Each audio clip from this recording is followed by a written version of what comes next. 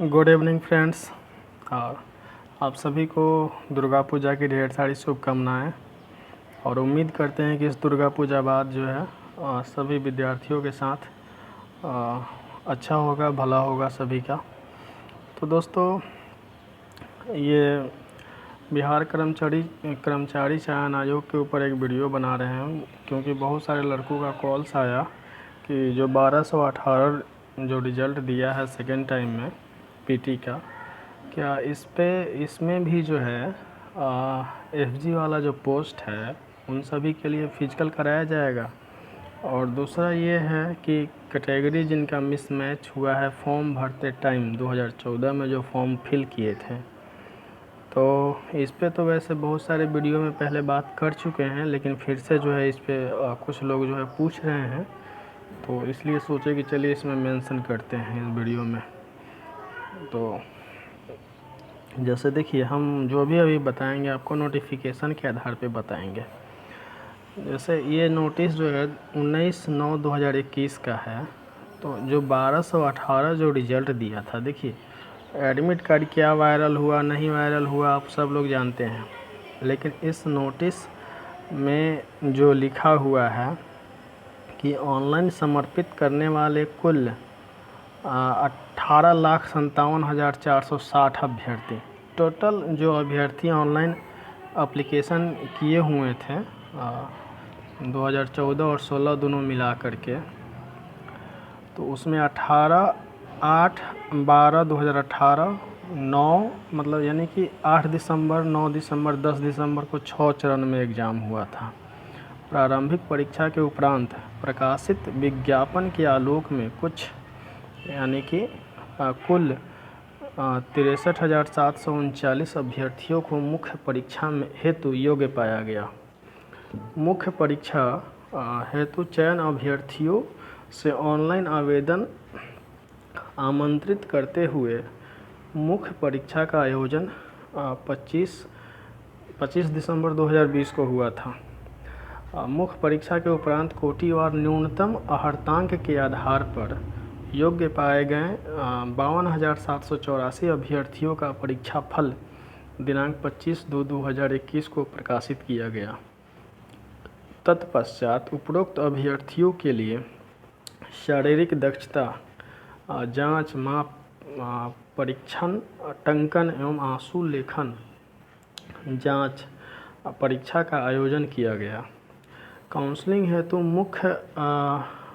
Counselling हेतु अभ्यर्थियों की सूची तैयार करने के क्रम में यह तथ्य परिलक्षित हुआ है कि आयोग की आवश्यक सूचना ज्ञापन 292 दिनांक 5/2/2016 के आलोक में आवेदन समर्पित करने वाले अभ्यर्थियों का डाटाबेस, यानी कि जो सेकेंड टाइम में 2016 में जो अभ्यर्थी एप्लीकेशन दिए थे, यानी कि फॉर्म फिल किए थे, अधिकतम आयु में छूट का लाभ संबंधित अभ्यर्थियों को प्राप्त नहीं हो सका तथा ऐसे अभ्यर्थियों ओवर एज की श्रेणी में शामिल हो गए थे। परिणाम स्वरूप ऐसे अभ्यर्थियों प्रारंभिक परीक्षा में ही सफलता प्राप्त करने में विफल हो गए थे।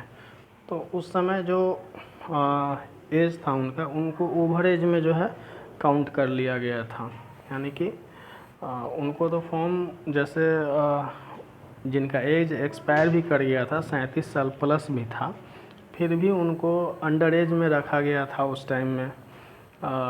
मतलब एक जैसे हाई कोर्ट, जो पटना हाई कोर्ट है, उसके आदेश के आधार पे, उसके जजमेंट के आधार पे कि उनको जो 2008 शायद 2008 से ही उनको ये एज काउंट किया गया था।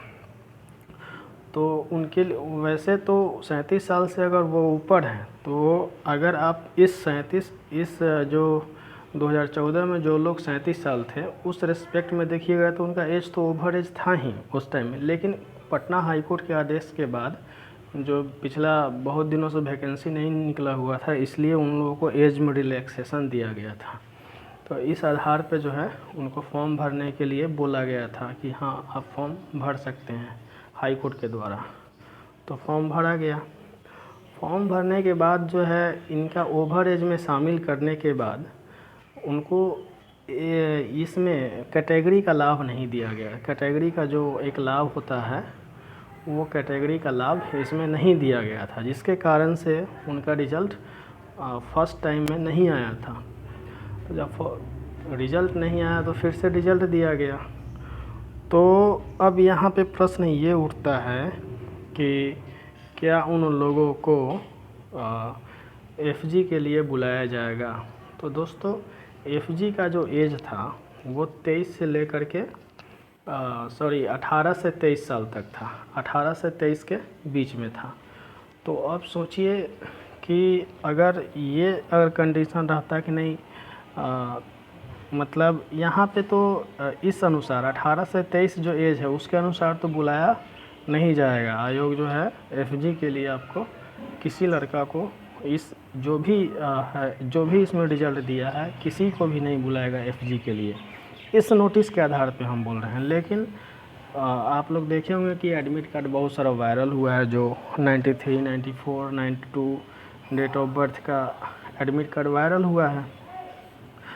तो उस आधार पे जो है वैसे तो रिज़ल्ट वो दिया है, उसमें बहुत सारा रिज़ल्ट हमको लगता है कि गलत भी है, जैसा रिज़ल्ट एडमिट कार्ड वायरल हुआ है उसके आधार पे। लेकिन अगर इसके आधार पे देखिए, नोटिस के आधार पे देखिएगा तो रिज़ल्ट जो है आपको जिसका ओवर एज वाला है उस और कैटेगरी में जो लड़का है उसी को दिया गया है इस नोटिस के आधार पे।